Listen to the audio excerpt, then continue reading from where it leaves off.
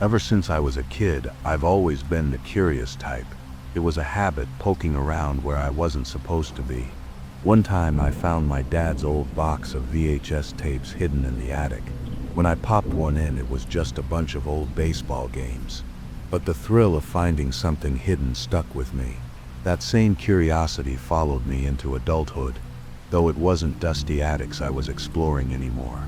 No, this time it was the dark web. Now before you start judging, let me explain. I wasn't there to buy illegal stuff or engage in anything shady.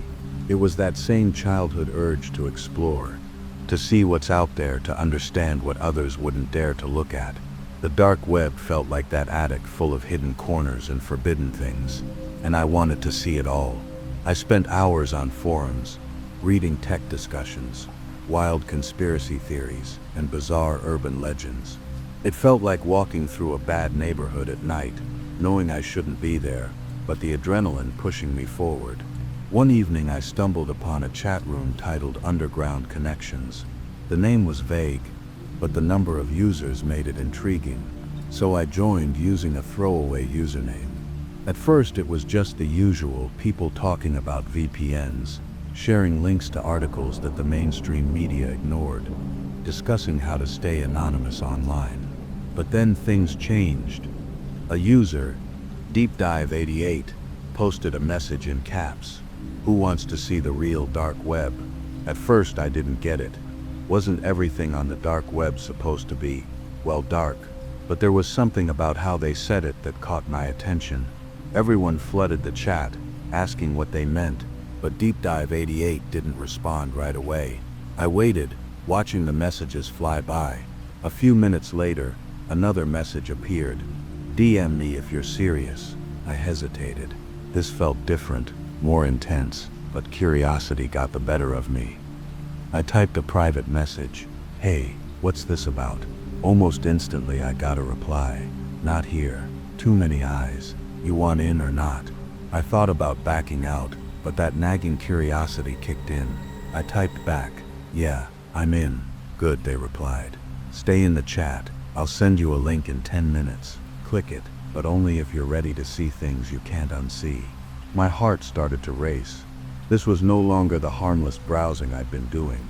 This felt like an invitation to something dark, something I wasn't sure I was ready for, but I was already too deep. I stared at the clock, watching each second tick by. My palms started sweating. Then 10 minutes later it happened. A message popped up, a link. The chat went wild. People started demanding answers, asking what it was, but there was nothing, just a link. I stared at it, my finger hovering over the mouse. My heart pounded in my chest. I was scared, but at the same time I couldn't look away. I clicked. The screen went black. For a moment I thought my computer had crashed, but then a video started to load. It was slow, like the connection was struggling to keep up. My heart was racing, my hands shaking as I stared at the screen. What was I about to see? I couldn't move. I couldn't stop watching. The video began with shaky footage, like it was filmed by someone holding a camera while walking. It moved through what seemed like a basement.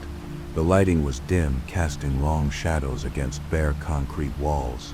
There was no sound except for the echo of footsteps. I could barely make out a door at the end of the hallway. It was industrial, thick metal, no windows, just a heavy, dark frame. The camera stopped in front of it, and for a long moment it just stood there. Then slowly the door opened. I could barely make out the figure inside. They were sitting in a chair, tied up, motionless. I felt my stomach drop. My throat went dry. I didn't want to see this, but my eyes were glued to the screen, unable to look away. The camera moved closer, circling around the figure. As it came into view, I gasped. The man was blindfolded, a strip of duct tape over his mouth. His clothes were dirty, his face gaunt, like he'd been there for days. His chest was rising and falling in rapid breaths, but he wasn't moving.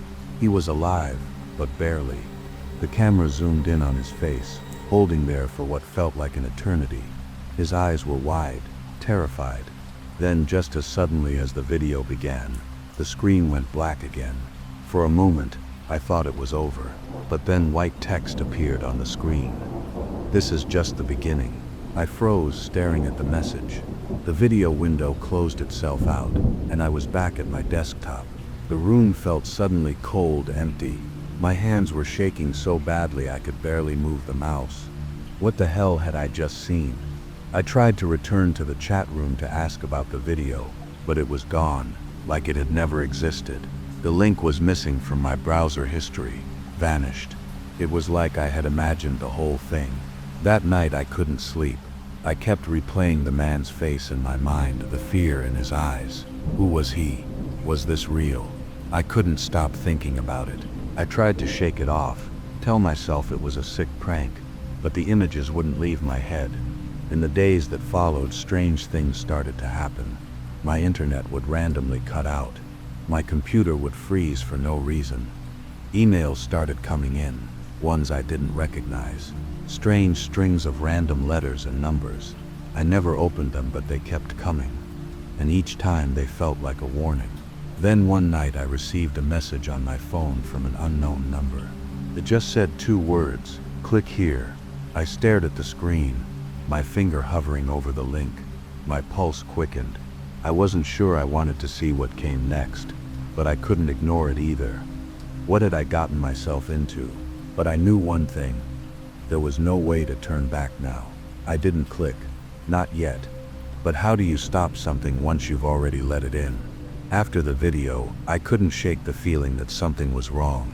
It was like a shadow had fallen over my life, following me around, lurking just out of sight. I tried to convince myself that it was all a fluke, a sick prank, nothing more, but I couldn't. The emails kept coming, more random numbers and letters. Every time I saw one, my stomach turned. A week passed, and the strange occurrences didn't stop.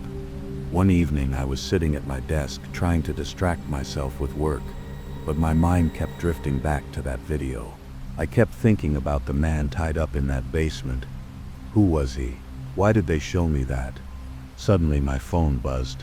It wasn't just a notification, it was a call. The number was blocked. My first instinct was to ignore it, let it go to voicemail, but something made me pick up. "Hello?" I said, my voice shaky. There was silence on the other end. I was about to hang up when I heard a voice, a low mechanical tone. "Are you watching?" My heart stopped. "What do you mean?" I stammered. "Check your inbox," the voice said, and the line went dead. I sat there for a moment trying to make sense of it. Slowly I turned to my computer. I opened my email, my hands trembling. There was a new message. The subject line was different this time, more direct. "Watch now." I didn't want to open it. Every instinct screamed at me to delete it, but I couldn't stop. I clicked the link. The video opened, and this time it was different. It wasn't shaky or dimly lit. It was clear, well lit. The camera was aimed at my living room. At first I thought it was some kind of mistake, but as the camera panned I recognized it. It was my living room. I felt my stomach drop. The camera zoomed in on the front door, then moved toward the hallway. My heart pounded as the camera approached the door to my office. My office just a few feet away from where I was sitting. The door handle slowly began to turn. I jumped up, slamming the door shut and locking it. I stood there, pressed against it, my ear to the wood, listening. Nothing, just silence. I looked back at my computer screen. The camera had stopped moving. It was focused on my office door, waiting. My hands were shaking as I grabbed my phone and dialed 911. I could barely hit the numbers, but just as I was about to press the call button, the screen went black, no response. My phone was dead.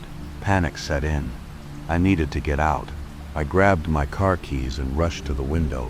I pulled back the curtain and my blood ran cold. There, across the street, was a black SUV, tinted windows, the kind of car you see in movies when someone's being watched. I stared at it, frozen. Had it been there the whole time? Were they watching me from outside too? I didn't know what to do.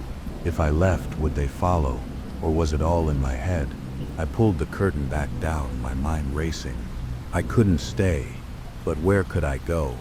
The night dragged on in a blur of fear and paranoia. I kept checking the window, but the SUV didn't move. My phone stayed dead. My computer screen eventually went black. I was cut off, alone in my own home. The next morning, I couldn't shake the feeling that I wasn't safe anymore. It felt like I had lost control of everything. But when I went to check the house, everything seemed normal. The door was still locked, the windows untouched. It was like nothing had happened, but I knew it had. The fear was real. I packed a bag, preparing to leave. I couldn't stay here any longer. I had to get out, get somewhere safe, and figure this out.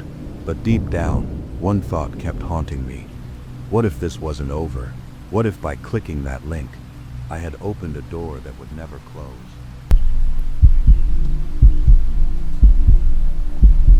I never thought much about the dark web. Sure, I'd heard about it before, mostly rumors. Friends would joke about buying weird stuff online or finding bizarre communities, but I always brushed it off. To me, it sounded like urban legend material. But looking back, I wish I'd taken those jokes more seriously. Maybe then I'd have been more cautious. Maybe I'd have seen the warning signs. But no, it all started with an email, a job offer that seemed too good to be true. It was late one Saturday night, and I was in a bit of a financial crunch. My job as a graphic designer was barely covering the bills, and the freelance gigs were drying up faster than I could find new ones. I was stressed, desperate, so when an email came in from an unknown sender with the subject line, "Freelance Opportunity, Urgent Response Needed," I didn't hesitate. The email was simple, almost too simple. It read, "Hello Liam, we've come across your work online and believe you'd be a perfect fit for a project we're working on. The pay is $5,000 for a week's worth of work and will require full confidentiality. Please reply if you're interested, and we'll provide further details. Best regards, MJ." I stared at the email for a long moment, rereading it. The lack of details felt strange, but there was something about it that felt legit. They knew my name. They had seen my portfolio online. It wasn't completely out of the blue, but the whole thing still felt off. No company name, no website, just a single initial, but $5,000 for a week's work. That was too tempting. My debts were mounting, and this could be the break I needed. So I replied without thinking too much. "I'm interested." The response came almost immediately. "We're glad to hear it. We'll send the files tomorrow. Once you receive them, you'll need to sign a non-disclosure agreement. It's necessary for confidentiality."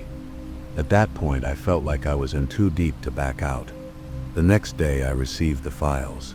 They were encrypted, and the client provided a specific decryption key. I wasn't exactly a tech genius, but I knew enough to understand this wasn't just some ordinary job. Curiosity kicked in, and I decided to open the files. At first, they seemed harmless. Spreadsheets, charts, corporate-looking presentations. But then I started noticing things that didn't sit right. Some of the data was heavily redacted, names and dates blacked out. A few of the documents had cryptic notes in the margins, written in a language I didn't recognize. I felt uneasy. This wasn't just a standard business deal. There was something hidden here, something I didn't understand, and I didn't like it. A few days passed, and the job started to feel like it was consuming me. The more I worked on the files, the more I realized something was off. My instincts were telling me to stop, but I couldn't. There was too much at stake. The pay was huge. The more I dug into the documents, the more I could see that something wasn't just unusual. It was dangerous. One evening, I received another email from MJ. This time, it wasn't a progress check. It was short, direct. "Do not contact anyone about this project. We know where you live." My blood ran cold. I hadn't told them where I lived. The email was proof they had access to my personal information. I wasn't just being paranoid anymore. This was real. I tried to brush it off, thinking maybe it was just a sick threat. But as the days passed, the tension grew. That black SUV, the one I had spotted across the street from my apartment, was still there. Every day, tinted windows. It wasn't just a coincidence. They were watching me. One night I heard a noise outside my apartment. It was faint, like someone lightly tapping on my door. My heart stopped. I froze, listening intently. The tapping stopped, but my gut told me something wasn't right. I stood up, slowly approaching the door. Through the peephole I saw nothing. The hallway outside was empty. I opened the door, and there it was. A small envelope, plain, with my name written on it in black ink. I opened it with trembling hands. Inside was a single sheet of paper. The message was brief. "You are in too deep. Finish the job or you and your family will pay the price." That was it. I knew then that there was no turning back. I wasn't just working on a project anymore. I had become a pawn in something much bigger, and now they were threatening my family. I couldn't go to the police. Whoever these people were, they had resources I couldn't even imagine. They were watching me, tracking me, and they had control. I had no choice. I had to finish the job. I couldn't escape. Every day felt like walking on eggshells, knowing that they were out there, watching, waiting for me to slip up. The tension was unbearable. I barely slept. When I did, the nightmares came. Shadowy figures, that black SUV, and the cold, emotionless face of the man who had handed me the envelope. Then one day, just as I thought maybe they had forgotten about me, the black phone buzzed again. It was a text. The message was simple: final task. Be ready, 9 p.m. I felt my stomach twist. The last task. What was it this time? What did they want from me? The hours dragged on. I couldn't eat. My mind kept replaying every moment since I started this job. The cryptic documents, the threats, the constant fear that had been gnawing at me for days. My nerves were shot, but I couldn't stop now. I had to do this. If I didn't, they'd make good on their threats. At 8:30 p.m., I grabbed my bag, threw in the essentials, and left my apartment for the last time. I couldn't look back. If I hesitated, it might cost me everything. I had no choice. I was already in too deep. The streets were eerily quiet as I walked toward the bus station.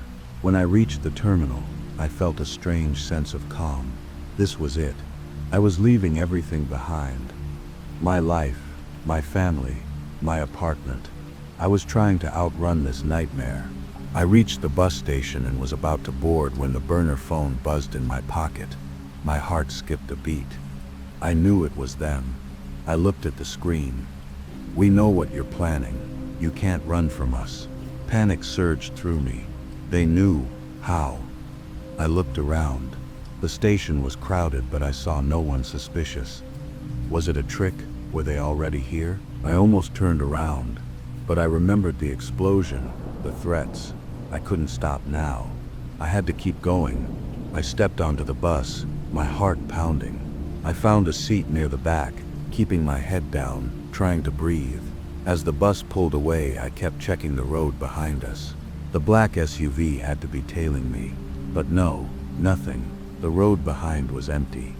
The further I went, the more I began to feel a flicker of hope. Maybe, just maybe, I had gotten away. The bus ride was long, hours ticking by. By the time we reached a small town, I felt a sense of relief wash over me. I had managed to slip through their fingers. For now, I stepped off the bus and walked into a small diner. The air was fresh, the kind that only small towns had, and for the first time in weeks, I felt like I could breathe again. But even as I ordered my coffee, I couldn't ignore the phone sitting on the counter. I knew they'd contact me again. They were always watching, always waiting. For now, though, I was free. I didn't know how long it would last or what would happen next. But for the first time, I felt a small sense of peace. I'd escaped. I was no longer a pawn, and that's all I could ask for.